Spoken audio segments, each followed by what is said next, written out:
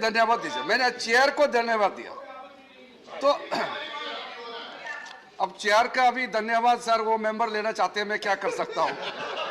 Chair को तो धन्यवाद देने दीजिए, आपको भी दूंगा, सारा मेंबर्स को मैं धन्यवाद देना चाहता हूं। सबने अच्छी बातें कही हैं, लेकिन कभी कभी लगता है कि सोचने और समझने में फर्क है। जैसे अभी हमारा कम्युनिस्ट के साथी ने कहा कि उनको आपत्ति हो सकता है भगवान बिरसा मुंडा कहने में। भगवान का दर्जा या उसका टाइटल या वो नाम तो बीजेपी ने नहीं दिया। आदिवासी जो लोग होते हैं वो सिंपल होते हैं, इमोशनल होते हैं। वो किसी अपना नेता को एक भगवान का रूप देना चाहते हैं, तो भी इसमें आपत्ति क्या है इनको? Please, please, no, you are not allowed, Mr. Birsam, no, Birsam, you are not allowed. Please do not intervene. No. आप डिस्टर्ब मत कीजिए, आपका डिस्टर्ब करने से मैं विचलित होने वाला नहीं हूं। ऐसे ट्राइबल इलाका है, उनका अपना एक पहचान है, उसका आइडेंटिटी सब कुछ है, वो इमोशनल होते हैं। उनको रोड, बिजली, पानी वो चाहिए, साथ साथ उसको इज्जत भी चाहिए। उसको थोड़ा अच्छा बात कर दे तो भी खुश हो जाते हैं। आप देखिए कभी कभी हम लोग यहाँ पे मीडिया को थोड़ा सा अपने आप को उसको नाम आने के लिए ऐसे बातें बोल देते हैं। प्रधानमंत्री जी नागालैंड गए, नागालैंड के वहाँ अपने जो ट्राइबल्स लोग अपना जो पहनते हैं, हेड गियर होते हैं, ड्रेस होते हैं, और प्रधानमंत्री जी को पहनाया। और यहाँ एक वरिष्ठ नेता कांग्रेस के वो कह रहे हैं कि बहुत ही funny outlandish tribal headgear पहन के घूम रहे हैं, ट्राइबल का ड्रेस पहन के घूम रहे हैं प्रधानमंत्री। तो इस तरह का बातें करने से आप यहाँ में हंसी मजाक का रूप में तो बात कर लेते हैं, उसका प्रभाव क्या होते हैं जमीन पे? जिसके जगह में गए, जो लोग इतना प्यार से आपको खाना खिलाया, आपको कपड़ा पहनाया, आपको सर पे टोपी पहनवाया, उसका इमोशन को आप ध्यान दीजिए ऐसे बातें करने से पहले। तो इसलिए सर मैं सबसे पहले तो हमारे वर्तमान में प्रधानमंत्री नरेंद्र मोदी जी को धन्यवाद देना चाहता हूं, क्योंकि पहली बार 3 कैबिनेट मिनिस्टर हमारे सरकार में इस देश को सेवा करने का काम मिला। और मेरे जैसे एक छोटा कार्यकर्ता, मैं कभी सोचा नहीं है कि मैं कैबिनेट मिनिस्टर बनूंगा, फिर भी सर मेरे जैसे छोटा कार्यकर्ता को हमें अंबेडकर जी का रास्ते पे चलते चलते आज उनका काम को सीखने का मौका मिला। पहला ट्राइबल आदमी इस देश का कानून मंत्री बना। तो ये प्रधानमंत्री ने कुछ विश्वास किया कि ट्राइबल है मगर काम कर सकता है, विश्वास जताया और हमको देश का सेवा करने का मौका मिला। नहीं तो मैं तो सपना में भी नहीं सोचा कि इस देश का कानून मंत्री बनेगा एक दिन। और साथ साथ में सर अब इस वक्त हमारे मंत्रिमंडल में 8 मंत्री हैं, 3 कैबिनेट है, 5 राज्य मंत्री है। इसको ऑर्नामेंटल मत सोचिए कि आदरणीय प्रधानमंत्री नरेंद्र मोदी जी का ये कदम कितना देश भर में स्वागत हुआ है, खास करके ट्राइबल्स में, शेड्यूल कास्ट में और बैकवर्ड क्लासेस में। तो ये सब चीजें होते हैं जिसको हमको एक्सेप्ट करने में कोई तकलीफ, कठिनाई नहीं होना चाहिए। बाकी पॉलिटिक्स तो चलते रहेंगे। तो इसलिए सर आज मैं मेरे प्रदेश, क्योंकि मैं भी एक सांसद हूं, मेरे प्रदेश की ओर से मैं धन्यवाद देना चाहता हूं प्रधानमंत्री जी को और हमारा जनजाति आदिवासी कार्य मंत्री जी अर्जुन मुंडा जी को।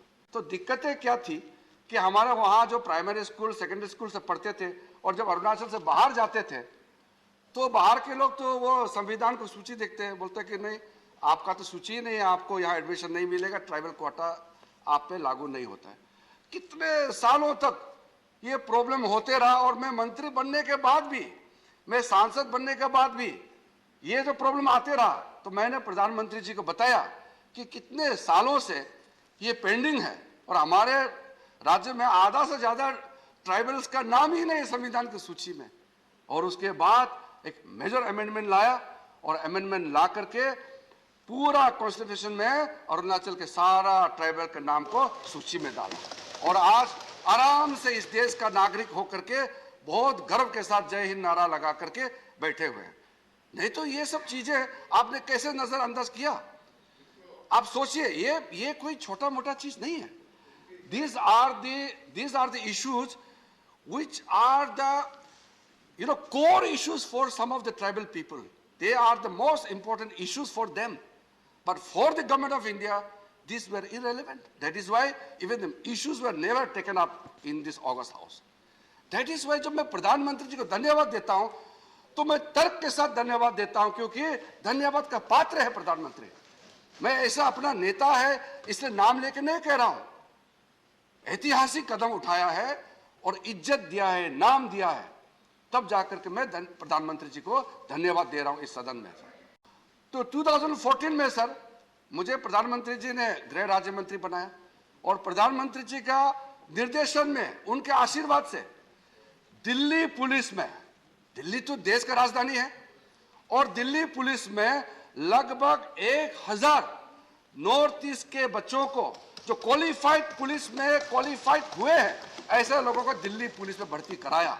और आज दिल्ली पुलिस में पूरा वर्दी के साथ वो देश का राजधानी की सेवा कर रहे हैं, और साथ साथ में अगर नॉर्थ ईस्ट के बच्चों के साथ कोई घटना होता है उसका भी पूरा संभालने का काम कर रहे हैं।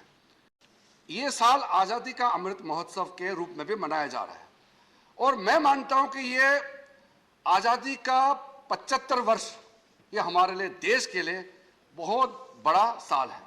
और जब देश आजादी का अमृत महोत्सव मना रहे हैं तो ऐसे में अगर जनजातियों को, आदिवासियों को इस सेलिब्रेशन से उनको नाम मिल रहा है, पहचान मिल रहा है, उनको इज्जत दे रहे हैं, तो मुझे लगता है सबको स्वागत करना चाहिए।